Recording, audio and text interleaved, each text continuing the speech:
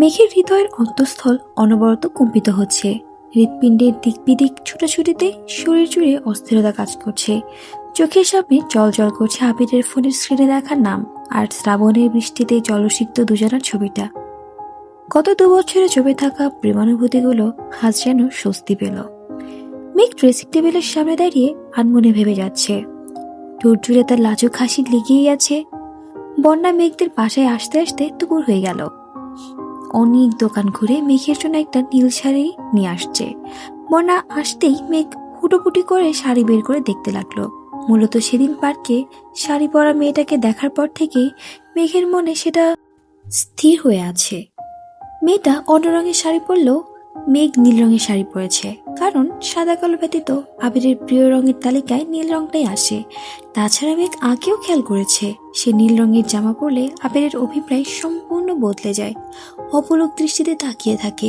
তাই আজ ইচ্ছে করে নীল রঙের শাড়ি পরেছে, যেন আবির ভাই মেঘকে দেখে ফিদা হয়ে যায় আর মেঘ যা বললে সব মেনে নেয়।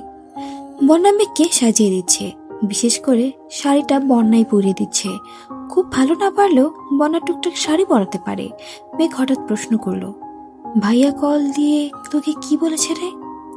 তোর ভাই তো অনেক কিছু বলতে চাইছিল, কিন্তু আমি সেসবে পাত্তা দেয়নি। কেন? সেদিন আমার কল আবির ভাই রিসিভ করার পরেই বুঝেছিলাম আবির ভাইয়া তোর ভাইকে বলবে, আর তোর ভাই আমাকে কল দিবেই দিবে। তাই আমি মনে মনে প্রশ্ন সাজিয়ে রেখেছিলাম। তোর সঙ্গে এত বছর যাবৎ চলেছি আমি, আজ পর্যন্ত তোর ব্যাপারে কোনো সিদ্ধান্ত ওনাকে একা নিতে দেখিনি। প্রথম প্রথম ভাবতাম আবির ভাই ওনার বেস্ট ফ্রেন্ডের মতো, বড় ভাইও তাই হয়তো বলেন বা জিজ্ঞাসা করেন, কিন্তু ধীরে ধীরে সেটা বাড়লো। আবির ভাইয়ের প্রতি তোর খুব ছিল এত বছর, তাই আমি তোকেও ওইভাবে কিছু বলিনি।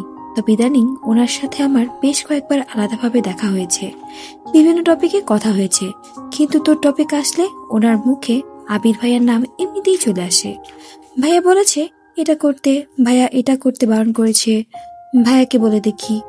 হয়তো মুখ ফসকে বলে ফেলেন, পরে বুঝতে পেরে কথা কাটিয়ে বলেন বাসায় কথা বলতে হবে। তুই একদিন আবির ভাইয়ার কলেজ ফ্রেন্ডের বিষয়ে বলেছিলি। এই সবগুলো বিষয় আমার মাথায় ছিল। সবচেয়ে বড় বিষয়, সেদিন হাসপাতালে তুই যখন অজ্ঞান ছিলি, তখন আবির ভাইয়া ফোনে ওনাকে যেভাবে ছাড়ছে তুই বিশ্বাসও করবি না। ওনার চোখ মুখ একদম অন্ধকার হয়ে গেছিল, তারপরে উনি একটা টু শব্দ পর্যন্ত করেনি। সেদিনই শিওর হয়েছিলাম উনি কিছু না কিছু হলেও জানেন। আমি শুধু ওনাকে জিজ্ঞাসা করার সুযোগ খুঁজছিলাম। গতকাল উনি কল দিলেন, আপুও বাসায় নেই। এই সুযোগে রাত 3টার উপরে পর্যন্ত শুধু তোর বিষয়ে কথা বলেছি। তোকে কথাগুলো জানানোর জন্য আমার ভেতরে ছটফট করছিল, কিন্তু ঘুমে চোখ টানতেছিল। ওনার সাথে কথা বলতে বলতে কখন জানি ঘুমিয়ে পড়েছিলাম। সকালে জেগেই আগে তোকে কল দিয়েছি। মেঘ উত্তেজিত কণ্ঠে শুধালো, ভাইয়া কি বলছে?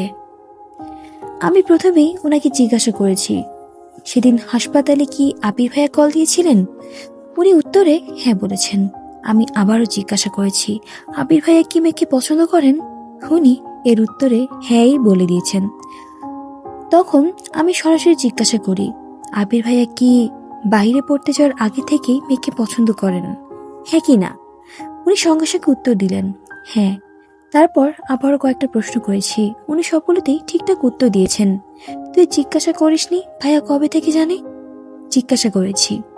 উনি বলেছেন উনি অনেক আগে থেকেই সব কিছু জানেন। মেঘ চেঁচিয়ে উঠল, হোয়াট?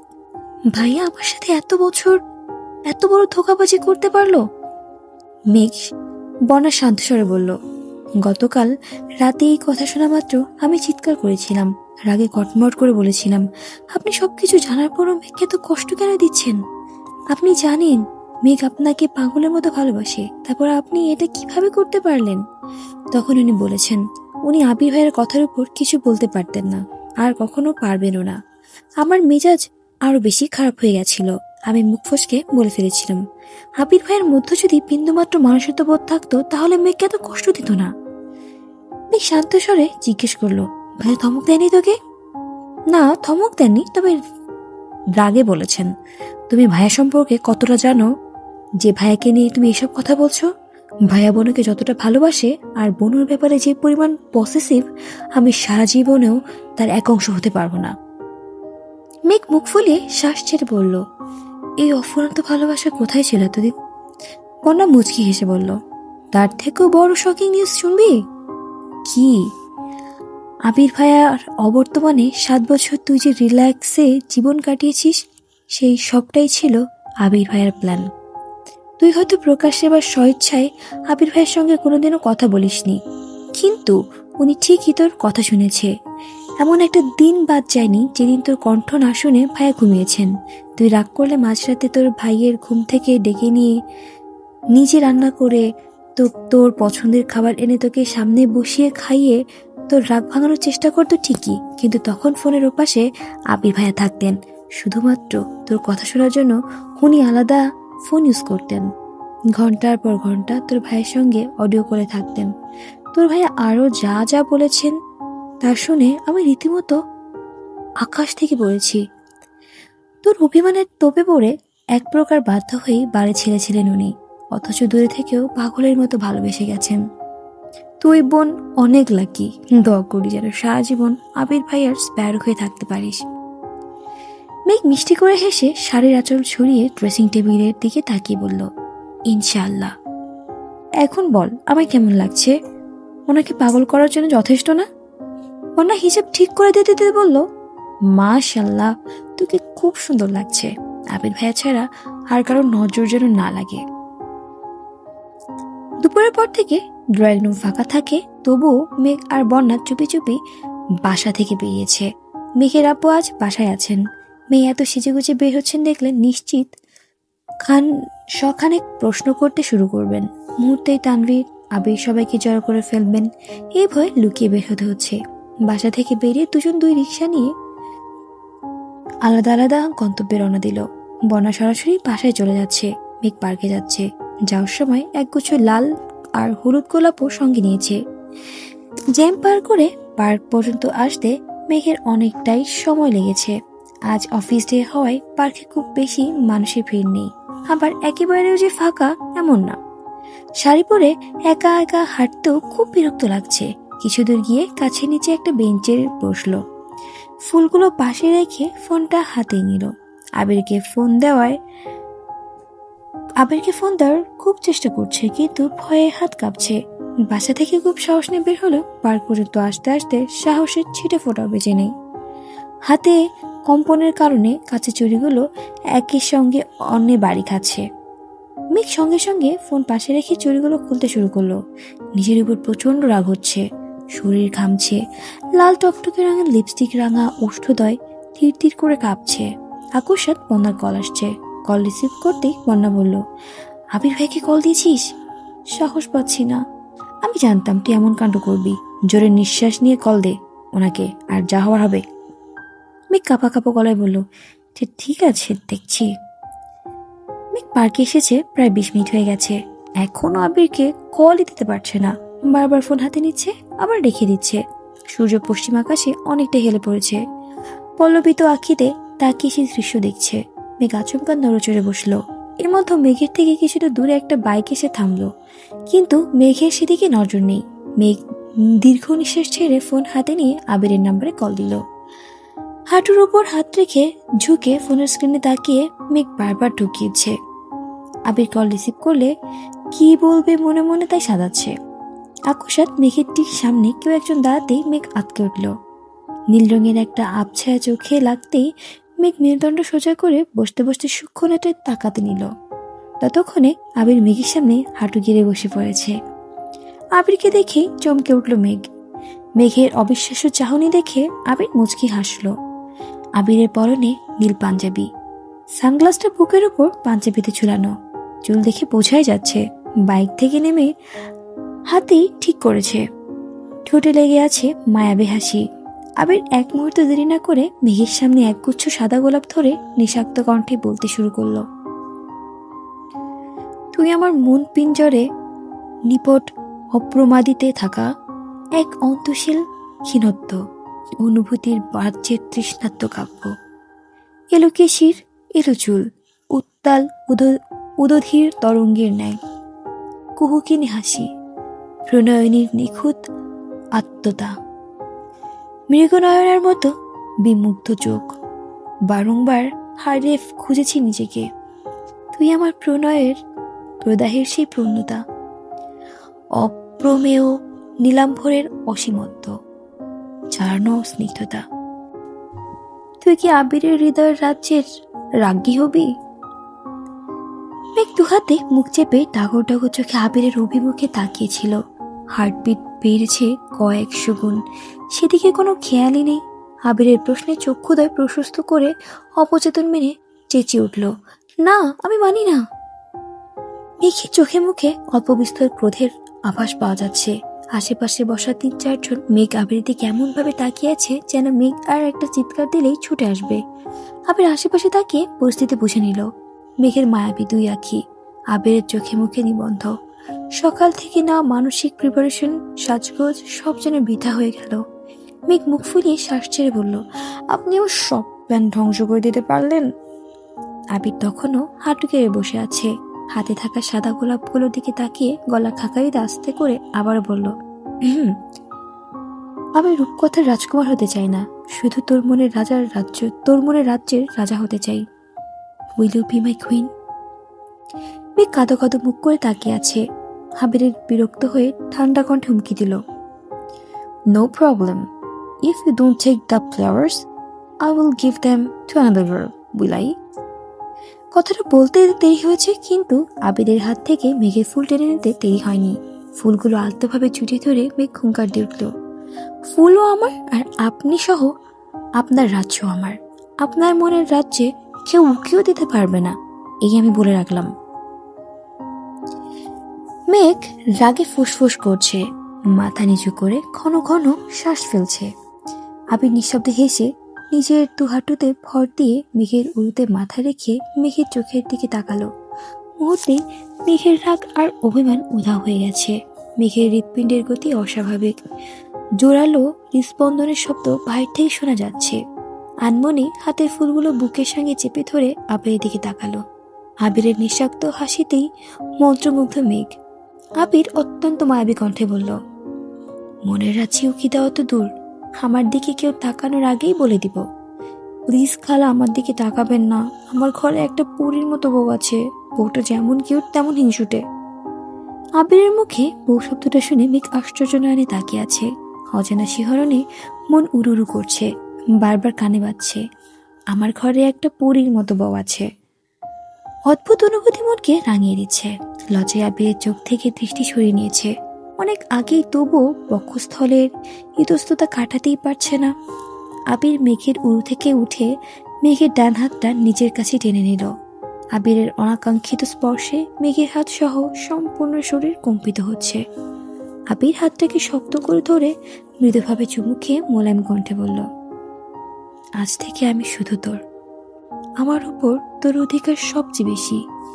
তুই যখন যা বলবি তাই হবে, খুশি? আবিরের চুমুতে মেঘের শরীর ঝাঁকুনি দিয়ে উঠেছে। সেদিন অর্ধঘুমে থাকায় আবিরের কপালে দেওয়া চুমুটা সেভাবে উপলব্ধি করতে পারেনি। তবে আজ মেঘ সম্পূর্ণ সজ্ঞানে আছে। মেঘ নির্বাক হয়ে বসে আছে, বহু চেষ্টা করেও গলা দিয়ে কথা বের করতে পারছে না।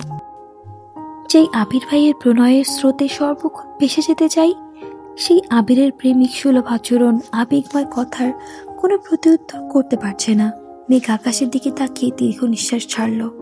চোখ নামাতেই নিজের কেনা লাল আর হলুদ গোলাপের দিকে নজর পড়ল। সহসা মনে পড়ে গেছে নিজের করা পরিকল্পনার কথা। মেঘ গুরুতর কণ্ঠে বলে উঠল, আপনি এটা কেন করলেন?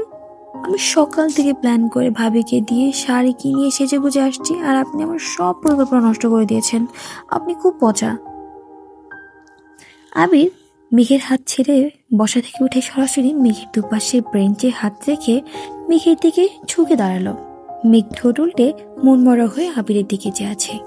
আবির প্রশস্ত আঁখিতে তাকিয়ে নিরেট কণ্ঠে বলল, আমার এত বছরের অনুভূতি, আসক্তি আর সুদূরপ্রসারী পরিকল্পনা আপনি কেবল কয়েক ঘন্টায় তছনছ করে দিয়েছেন। তবুও আমি চুপচাপ বসে দেখব? আপনি ভাবলেন কি করে? মেঘ নিরেট দৃষ্টিতে তাকিয়ে শক্ত কণ্ঠে শুধালো, আমি এখানে আসছি এটা আপনি কিভাবে জানলেন? আবির মুচকি হেসে বলল, সকালে আপনার হাবভাব দেখেই সন্দেহ হয়েছিল। তানভীকেও কল দিয়েছিলাম, কিন্তু ও ফোন রিসিভ করেনি। 2 বার বেজে 2:37 আপনি শাড়ি পরে বাসা থেকে বের হতেই আমার কানে খবর চলে গেছিল। তানভীরকে কল দিতে দিতে অতঃপর জানতে পারলাম যে আমার সন্দেহ ঠিক ছিল। তানভীর বন্যাকে বলে ফেলেছে, মানে আপনার কানে কথা চলে গেছে। 3:16 ফুলের দোকানে ফুল কিনছিলেন আর আমি তখন শপিং মলে আপনার শাড়ির সঙ্গে ম্যাচিং পাঞ্জাবি খুঁজতে খুঁজতে ব্যস্ত। আপনি এখানে এসে বসেছেন ঠিক 4:22। তখন আমি রেডি হয়ে বেরিয়ে ফুল কিনতে যাচ্ছি। ফুল নিয়ে আসতে আসতে তাই একটু দেরি হয়ে গেছে। আপনি এত কিছু কিভাবে জানেন? ম্যাম, আপনাকে আগেই বলেছিলাম আপনাকে ছাড় দিয়েছি কিন্তু ছেড়ে দেয়নি। তাছাড়া আপনি যার তার মনের মানুষ না। মনে রাখবেন, আবিরের পৃথিবী আপনি, আর সেই পৃথিবীকে আগলে রাখতে আবির সব কিছু করতে পারে। খানবাড়ির চারপাশ ঘিরে এমন কিছু ব্যক্তি আছে যারা নিজের কাজের পাশাপাশি সর্বক্ষণ বাসার দিকে নজর রাখে। খানবাড়িতে কখন কে আসছে, কে যাচ্ছে, কেন আসছে সব আপডেট আমায় পাঠায়। এমনকি এই যে আমি এখানে আছি, এখানেও আমার অনেক লোক আছে। কপাল কুঁচকে বলল, বললেই হলো, মজা করেন আমার সাথে? আবির মেঘের চোখে চোখ রেখে বলল, আমার ডান পাশে কিছুটা দূরে কালো টি শার্ট পরা ছেলেটাকে দেখ। তার পিছনের দিকে কফি কালারের শার্টের ছেলে, আর ওইদিকে বাইকে বসা ছেলেটাকে দেখ। মেঘ তিনজনকে এক পলক দেখে ভ্রু কুঁচকে প্রশ্ন করলো, তারা আপনার লোক? বিশ্বাস হয় না? না। Okay wait. আবির ফোন বের করে মেসেজ পাঠাতেই ছেলেগুলো চেঁচার মতো চলে যাচ্ছে। মেঘ অবাক চোখে তাকিয়ে প্রশ্ন করলো, ওনারা সত্যি আপনার লোক? আপনার কথায় সেকেন্ডের মতো চলে গেছে, কিভাবে সম্ভব? আপনার জন্য সব সম্ভব। মেঘ চোখ বড় বড় করে তাকিয়ে জিজ্ঞাসা করলো, তারা এখানে কেন আসছিল? আমার অবর্তমানে কেউ যেন আমার স্প্যারোর দিকে চোখ তুলে তাকাতে না পারে তার জন্য। তাই বলে তিনজন? আর ওনারা আপনার কি হয়? দুজন ছোট ভাই, একজন ফ্রেন্ড। তিনজনের বাসা কাছাকাছি, তাই বলেছিলাম আমি আসার আগ পর্যন্ত যেন আশেপাশে থাকে। এসে দেখি তিনজনই উপস্থিত। মেঘ নিচের কেনা ফুলগুলোর দিকে তাকিয়ে শীতল কণ্ঠে বলল, ওনাদের জন্য আজ আমার সব শেষ হয়ে গেল। আবির বেঞ্চ থেকে মেঘের খুলে রাখা চুড়িগুলো তুলে মেঘের হাতে পড়াতে পড়াতে বলল, আর আপনার জন্য আমার সব পরিকল্পনা নষ্ট হয়ে গেছে। মানে? কিছু না, চলুন। মেঘ নিজের ফুলগুলো আবিরের সামনে ধরে হিমশীতল কণ্ঠে বলে উঠল, আই লাভ ইউ। আবির ফুলগুলোর দিকে তাকিয়ে শক্ত কণ্ঠে বলল, লাল ফুলগুলো সরিয়ে শুধু হলুদ ফুলগুলো দে। কেন? লাল গোলাপ ছুঁতে চায় না তাই। মেঘ যথারীতি হলুদ গোলাপগুলো আলাদা করে ধরতেই আবির ফুলগুলো হাতে নিয়ে শান্ত কণ্ঠে বলল, থ্যাংক ইউ। মেঘ আমুকের মতো তাকিয়ে বিড়বিড় করে বলল, কেউ আই লাভ ইউ বললে প্রত্যুত্তরে থ্যাংক ইউ বলে না, আই লাভ ইউ টু বলতে হয়। আবির কথাটা শুনলো কিনা কে জানে, কয়েকটা পিচি ছেলেকে ডেকে লাল গোলাপগুলো দেখিয়ে নিয়ে যেতে বলল। তারপর মেঘকে নিয়ে বাইক স্টার্ট দিল, নির উদ্দেশ্যের পথে ছুটল। মেঘ দু একবার জিজ্ঞাসা করেছে, কিন্তু আবির তেমন কোনো কিছুই বলেনি। সন্ধে হয়ে গেছে। মেঘ চুপচাপ বাইকে বসে আছে। আবির বাইকে স্পিড কমিয়ে হঠাৎ ডেকে উঠল, ম্যাম। জি? এত চুপচাপ কেন? এমনিতেই। আবির রাস্তার পাশে বাইক থামিয়ে ঘাড় কাত করে মেঘকে খানিক দেখে নিল। আবির মেঘের দুহাত এনে নিজের পেটের উপর রেখে রাশভারী কণ্ঠে বলল, আজ থেকে এই হাতের অবস্থান এখানে। আনমনে হেসে আবিরের গা ঘেঁষে বসল। পেছন থেকে আলতোভাবে আবিরের পেট আঁকড়ে ধরল। আবির যথারীতি আবারও বাইক স্টার্ট দিল। শহর থেকে বেরিয়ে অনেকটা রাস্তা গিয়ে আবির বাইক থামালো। আশেপাশে কয়েকটা দোকান ছাড়া তেমন বাড়িঘর নেই, একদম কোলাহলশূন্য পরিবেশ। আবির মৃদু হেসে বলল, 5 মিনিটের জন্য আপনার চোখ বেঁধে দিলে আপনি কি রাগ করবেন? চোখ কেন বাঁধবেন? সেটা 5 মিনিট পর বুঝবেন প্লিজ। মেঘ আশেপাশে তাকিয়ে দেখছে। একে অপরিচিত জায়গা, তার উপর আশেপাশে মানুষও তেমন নেই। আবিরের মুখের দিকে তাকিয়ে চাপা স্বরে বলল, ঠিক আছে। আবির একগাল হেসে মেঘের চোখ বেঁধে সঙ্গে সঙ্গে মেঘকে কোলে তুলে নিল। মেঘ আবিরের বুকে মাথা রেখে চুপ করে আবিরের হৃদস্পন্দনের শব্দ শুনছে। 2-3 মিনিট পর মেঘকে এক জায়গায় নামালো। মেঘের চোখ তখনও বন্ধ। চোখ থেকে কাপড় সরাতেই মেঘ আশ্চর্যান্বিত নয়নে তাকালো। এটা একটা বাসা, যার গেটের উপর লেখা স্প্যারোস ড্রিম হাউস। আবির অনুচ্চ স্বরে বলল, ম্যাম, আপনার গিফট। মেঘের বিস্ময় যেন থামছেই না। আবির মেঘের হাতটা শক্ত করে ধরে দরজার সামনে দাঁড়ালো। আবির চোখের ইশারায় মেঘকে দরজা খুলতে বলল। মেঘ বাম হাতে আস্তে করে দরজা ধাক্কা দিতেই দরজা খুলে গেছে। আকস্মাৎ বাড়ির ভেতরে সাউন্ড বক্সে গান বাজতে শুরু করলো। শোনো, বলি তোমায়, না বলা কথাগুলো আজ বলে দিতে চাই। বলো কি বলতে চাও, সারাটা জীবন ধরে শুধু শুনে যেতে চাই। ভালোবাসি আমি যে তোমায়, এই কথাটাই ছিল শুধু বলার। ভালোবাসি আমিও তোমায়, সব কথা কি মুখে বলে দিতে হয়? দরজা খোলা মাত্র মেঘের চোখ পড়ে ড্রয়িং রুমে থাকা বিশাল আকৃতির সিঁড়ির দিকে, যা গাঁদা ফুলে সজ্জিত। ফ্লোর জুড়ে গাঁদা ফুলের পাপড়িতে ছেয়ে গেছে। সিঁড়ির উপর ঝলমল করছে আবির আর মেঘের একটা ছবি, যেন এটা এক রেস্টুরেন্টে তোলা। ছবি দেখে মনে হচ্ছে যেন দুজন দুজনের চোখে চোখ রেখে নিজেদের অব্যক্ত অনুরক্তি জহির করছে। মেঘ চারপাশের চোখ ঘোরাতেই এমন আরো কয়েকটা ছবি চোখে পড়ল। দেওয়ালে ছবি লাগানোটা খানবাড়ির কেউই তেমন পছন্দ করে না, তাই শখেও কেউ কখনো নিজের বাড়ি ফ্রেমবন্দি করেনি। মেঘ অবাক চোখে ছবিগুলো দেখছে আর ঘটনাগুলো মনে করার চেষ্টা করছে, কারণ ছবিগুলো প্রায় সবই মেঘের অগোচরে তোলা হয়েছে। আবির মোলায়েম কণ্ঠে বলল, চিন্তা করিস না, ছবিগুলো সরিয়ে দেবো, এগুলো শুধু স্পেশাল দিনের জন্য করিয়েছি। ছবিগুলো থেকে মেঘের দৃষ্টি সরল।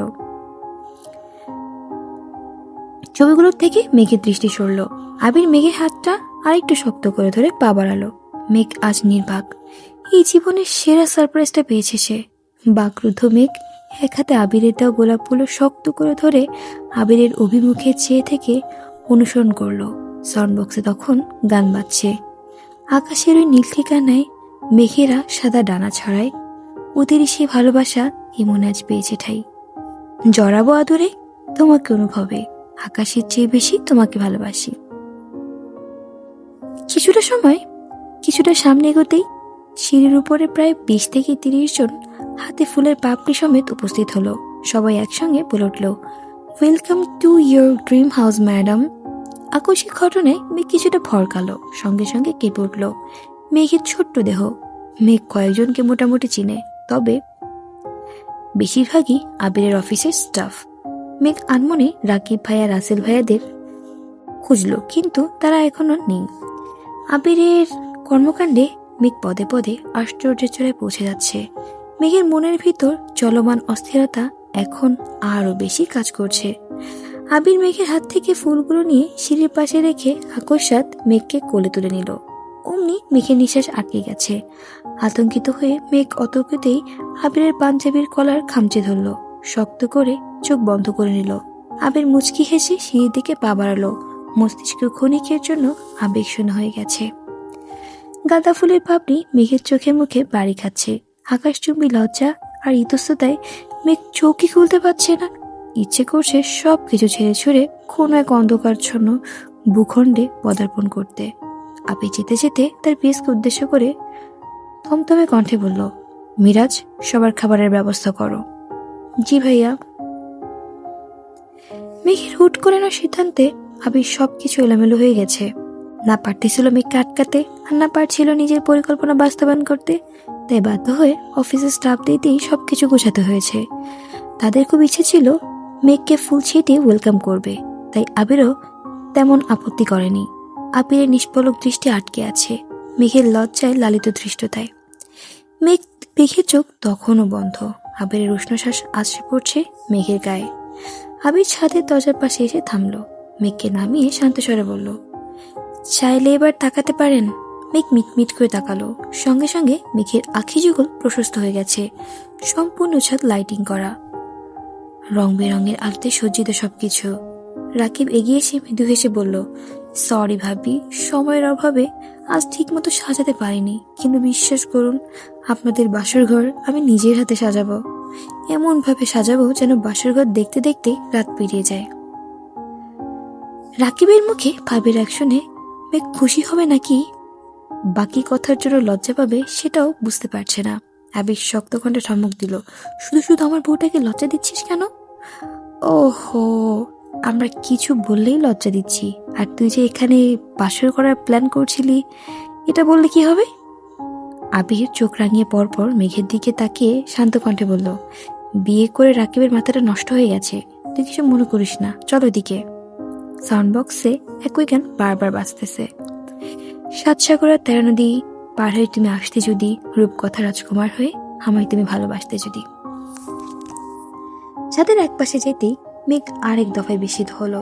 লাইটিং করা ইংরেজি বড় বড় অক্ষরে লেখা, ম্যারি মি। মেঘ দুহাতে মুখ চেপে সে লেখাটা পড়ছে। রাসেল, লিমন, মুবারক ভাইয়া সহ আবিরের আরো 4-5 জন ফ্রেন্ড এখানে উপস্থিত। এই অপরূপ মুহূর্তের কথা মেঘ কল্পনাতেও ভাবতে পারেনি। চাঁদের এই কর্নারটা কাঁচা ফুল দিয়ে এমন সাজানো, যা দেখে মেঘের চোখই সরছে না। রাসেলরা সবাই আতশবাজি সহ সবকিছু জিনিসপত্র নিয়ে চুপচাপ দাঁড়িয়ে আছে। মেঘ আবিরকে দেখার জন্য আলতোভাবে চোখ ঘোরালো। আবির হাঁটু গেড়ে বসে মেঘের দিকে একটা আংটি ধরে ক্ষীণ স্বরে বলল, তুই আমার অবসুন্দর হৃদয়ের অস্ফুট প্রফুল্লতা, আমার প্রণয়ের একমাত্র পরিণতা। আবিরের ধারালো ছুরির ন্যায় চাহনি পুনরায় নিষাক্ত কণ্ঠে বলল, will you be my soulmate? Megh আবেগময় কণ্ঠে ঝটপট বলল, ইয়েস। আশেপাশে রাকিব রাসেলের দিকে তাকানোর মতো অবস্থা নেই মেঘের। সে এখন অন্য দুনিয়া আছে। আজকের এই দিনটা মেঘের কাছে স্বপ্নের মতো। আবির হাত বাড়াতেই মেঘ নিজের ডান হাতটা আবিরের হাতের উপর রাখলো। আবিরের সেই হাত সরিয়ে মেঘের বাঁ হাত সামনে এনে মৃদুগামী হস্তে খুব যত্ন করে আংটিটা পরিয়ে দিল। মেঘ তীক্ষ্ণ দৃষ্টিতে তাকিয়ে আছে। মেঘের ভিতরে একটা প্রশ্ন ঘুরপাক খাচ্ছে। গত বছর মেঘ জন্মদিনে আবিরের বাম হাতের আঙুলে আংটি পরিয়ে দিয়েছিল বলে মিনহাজরা কত কি বলেছিল। মেঘও সেসব কিছু মেনে নিয়েছিল।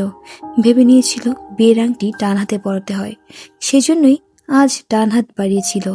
আবির আংটি পরিয়ে মেঘের হাতে চুমু খেয়ে মোলাম কণ্ঠে বলল, লোকে বলে বাম হাতে অনামিকা আঙুলের সঙ্গে নাকি হৃদয়ের সরাসরি যোগ রয়েছে, তাই বিয়ের আংটি বাম হাতে পরাতে হয়।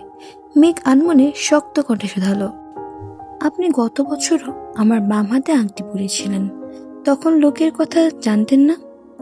জানতাম, আর জানতাম বলেই বাম হাতে পরিয়েছিলাম, কারণ তুই আমার প্রেমিকা নস, আমার বউ তুই। মেঘ অপলক দৃষ্টিতে আবিরের মুখের পানে দাগিয়ে আছে। কতটা শক্ত কণ্ঠে আবির বারবার মেঘেরকে নিজের বউ বলে সম্বোধন করছে, অথচ গত 2 বছরে এই মানুষের মুখ থেকে একটা টু শব্দ পর্যন্ত বের হয়নি। লিমন স্বাভাবিক কণ্ঠে শোধালো, এখন কি আতশবাজি ফুটাতে পারি? আবির ঘাড় কাত করে সম্মতি দিল। তারপর মেঘের দিকে তাকিয়ে মেঘের হাতটা উপরে তুলে মৃদুস্বরে বলল, আংটিটা পছন্দ হয়েছে? আংটির দিকে না তাকিয়ে মেঘ উত্তর দিল, আপনার তো প্রতিটা জিনিস আমার কাছে উত্তম আর অমূল্য। আবির মুচকি হেসে বলল, একটু দেখে তো নে। মেঘ এবার আংটির দিকে তাকালো। স্বর্ণের আংটিটা খুব বেশি বড় না হলেও ডিজাইনটা খুব সুন্দর। আংটির ঠিক মাঝ বরাবর অত্যন্ত নিখুঁতভাবে এই লেখা। আবির শান্ত কণ্ঠে বলল, আংটিটা সবসময় হাতে রাখবি। মেঘ তৎক্ষণাৎ আংটিতে চুমু খেয়ে বলে উঠল, আমি এই আংটি কখনোই খুলব না। মেঘের কাণ্ড দেখে আবির ঠোঁট চেপে হাসছে। রাকিবরা ছাদের অন্য পাশে গিয়ে আতশবাজি ফুটাচ্ছে। বাজির শব্দে মেঘ সেদিকে তাকিয়ে উত্তেজিত কণ্ঠে বলল, আমিও বাজি ফুটাবো। ওকে। মেঘ 2-1টা ফুটানোর চেষ্টা করেছে, অতঃপর দূরে সরে এসেছে। দাঁড়িয়ে দাঁড়িয়ে তাদের হইহুল্লোড় দেখছে আর হাসছে। এখনো আরো বেশি বাজি ফুটানোর বাকি, আরো অনেক বাজি ফুটানো বাকি। আবির আচমকা মুখ ফুলে শক্ত কণ্ঠে বলল, তোরা এখন নিচে যা, আমার ওর সঙ্গে কথা আছে। মোবারক হেসে বলল, শেষ করেই চলে যাব। কয়টা বাজে দেখছিস, এক্ষুনি যা। তারাও আর কোনো কথা বলেনি, জিনিসপত্র নিয়ে নেমে যাচ্ছে। আবির ছাদের দরজা লাগাতে গেল। রাকিব আচমকা করে দরজায় উকিয়ে দিয়ে বলল, প্রয়োজনে রুম সাজিয়ে দিচ্ছি, তবুও ছাদে বাসর করার প্ল্যান করিস না যেন। আবির রাগান্বিত কণ্ঠে চেঁচালো, যাবি? রাকিব হাসতে হাসতে নেমে যাচ্ছে। আবির ছাদের দরজা বন্ধ করে মেঘের কাছে এগিয়ে আসলো। মেঘ ভ্রু কুঁচকে বলল, ওনারা কত আনন্দ করছিল, আপনি ওনাদের ওভাবে তাড়িয়ে দিলেন কেন? আবির গম্ভীর কণ্ঠে বলল, ওনাদের আনন্দ থেকেও তোর সাথে কথা বলাটা জরুরি। মেঘ সূক্ষ্ম নেটে তাকিয়ে ভয়ে ভয়ে শুধালো, কি কথা? ভয়ে মেঘের বুক কাঁপছে। বিকেল থেকে এখন পর্যন্ত ঘটা প্রতিটা দৃশ্য চোখের সামনে ভাসছে। আনমনে বলে উঠল, আপনি আবারও আমায় ছেড়ে চলে যাবেন না তো? আজকের এই স্পেশাল দিনে মেঘের মুখে এমন আজগুবি প্রশ্নে আবির খুব বিরক্ত হলো। কপালে কয়েক সের ভাঁজ রেখে চোখ ছোট করে বলল, তোর চোখের পাতায় কি লাগছে দেখি, চোখটা বন্ধ করতো। মেঘ সঙ্গে সঙ্গে চোখ বন্ধ করে শুধালো, কি লাগছে? আবির 1 সেকেন্ড দেরি না করে মেঘের লাল রঞ্জকে সুশোভিত ওষ্ঠে নিজের অদর ছোঁয়ালো। অনাকাঙ্ক্ষিত স্পর্শে সহসা চোখ মেলল মেঘ। স্বাভাবিকের তুলনায় 2 চোখ 3 গুণ প্রশস্ত হয়ে গেছে। মেঘের হৃদয় তুলপার করা রং বেরঙের অনুভূতিগুলো নিস্তব্ধ হয়ে গেছে। শ্বাসনালীতে ভয়ানক ঝড় চলছে। আবিরের খোঁচা খোঁচা দাড়ির আমর্ষে মেঘের শিরা উপশিরা রক্ত সঞ্চালন পর্যন্ত বেড়ে গেছে। আবিরের উষ্ণ শ্বাস মেঘের নাকে মুখে লাগছে। মেঘ দুহাতে আবিরের বুকে ধাক্কা দিয়ে দূরে সরানোর চেষ্টা করলো। সরাতে পারলো তো নাই, উল্টো আবির মেঘের উদরের আঁকড়ে ধরে মেঘের আরো ঘনিষ্ঠ হয়ে দাঁড়ালো। আবিরের ঘনিষ্ঠতায় মেঘের প্রশস্ত আঁখি আরো বেশি প্রশস্ত হলো। আবির অন্য হাত দিয়ে মেঘের চোখ বন্ধ করে দিল। আবিরের নিগ্রারো সংস্পর্শে মেঘের গায়ে কাঁটা দিয়ে উঠেছে। ঘামে জবজবে মেঘের শরীর অনর্গল পানি পড়ছে। নিজেকে ছাড়ানোর চেষ্টায় ব্যর্থ হচ্ছে বারবার। মেঘের এলোমেলো নিঃশ্বাস কোনো কিছুতেই যেন আজ আবিরের থেকে ছাড়াতে পারল না মেঘকে। এভাবে কত মিনিট কেটেছে জানা নেই। আবির মেঘের অধর থেকে অধর সরিয়ে শক্ত করে জড়িয়ে ধরল মেঘকে। মেঘের কানের কাছে মুখে গিয়ে ফিসফিস করে বলল, এখন থেকে বাজে কথা বললে এভাবেই শাস্তি দিব, মনে থাকবে? মেঘ কণ্ঠ খাদে নামিয়ে আস্তে করে বলল,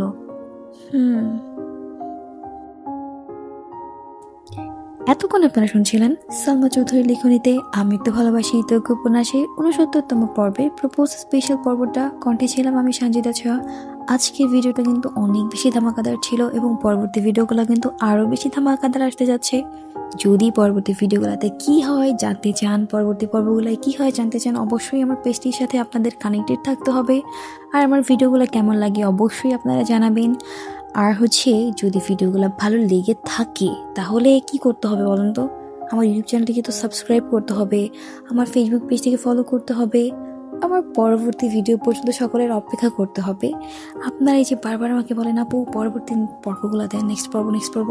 হ্যাঁ, আমি আপনাদের কথা মতোই আজকে পরের দিনই ভয়েস দিতে বসে গিয়েছি। আর হ্যাঁ, আমার ভয়েস দেওয়া কিন্তু শেষ। আমি হাজার ব্যস্ততার মাঝে আপনাদের জন্য কিন্তু পরবর্তী ভিডিওটা নিয়ে চলে আসছি। অ্যান্ড আপনাদের যদি এরকম পরবর্তী ভিডিওটা নিতে হয় দ্রুত কমেন্টে জানাবেন, কিন্তু আপনাদের কমেন্ট আমাকে ঠেলে ঠেলে ভয়েস কভার করতে বসায়। যাই হোক, অনেক কথা বলে ফেলেছি। আমার পরবর্তী ভিডিও পর্যন্ত সকলে অপেক্ষা করবে। ততক্ষণ পর্যন্ত টাটা, বাই বাই, আল্লাহ হাফেজ। খেয়াল রাখবেন কিন্তু আপনাদের নিজেদের।